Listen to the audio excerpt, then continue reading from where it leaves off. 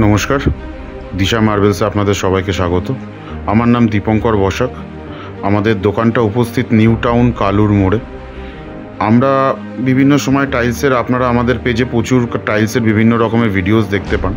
আমরা এই ভিডিওটা একটু ডিফারেন্ট করছি। এটা আমাদের অ্যাকচুয়ালি টাইলস কীভাবে প্রোডাকশান হয়, তার প্রোডাকশান লাইনের অনেকে ভিডিও দেখতে চেয়েছেন যে টাইলস বানানো হয় কীভাবে। তাই এটা আমাদের একটা খুব ছোট ইনিশিয়েটিভ। আশা করব আপনাদের সবাই আমাদের এই ছোট্ট ভিডিওটা খুব ভালো লাগবে। আপনারা দেখতে পাচ্ছেন যে এই ভিডিওতে টাইলস একটা লাইনে এরকমভাবে বেরোচ্ছে।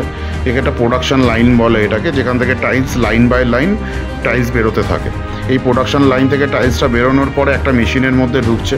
এই মেশিনের মধ্যে টাইলসগুলো প্রেস হয় এবং আফটার দ্যাট তারপরে এই একটা মেশিনের মধ্যে টাইলসটা যাচ্ছে, যেখানে টাইলসগুলোকে হিট দেওয়া হয়। প্রচণ্ড হিটের মধ্যে দিয়ে টাইলসগুলোকে যাওয়া হয়, যাতে টাইলসগুলো প্রচণ্ড শক্ত এবং যে এর গ্লেজটা খুব ভালোভাবে বেরোয়। এখানে লাইন দিয়ে ওই হিট থেকে তারপরে টাইলসগুলোকে এখানে লাইন দিয়ে এরকমভাবে বেরোচ্ছে। এরপরে টাইলসগুলোকে লাইন দিয়ে যাওয়ার পরে একটা জায়গাতে এখানে রাখা হবে এবং সেখান থেকে সমস্ত কাজটাই অটোমেটেড মেশিনের মাধ্যমে হয়। এবং তারপরে এই টাইলসগুলোকে আরেকটা লাইনের মধ্যে ফেলা হবে এবং সেখান থেকে এই টাইলসগুলো লাইন বাই লাইন বেরোবে এবং বেরিয়ে যাওয়ার পরে টাইলসগুলো একটা জায়গায় গিয়ে স্টক হবে এবং স্টক হওয়ার পরে মেটেরিয়ালটাকে ঠান্ডা করতে দেওয়া হবে।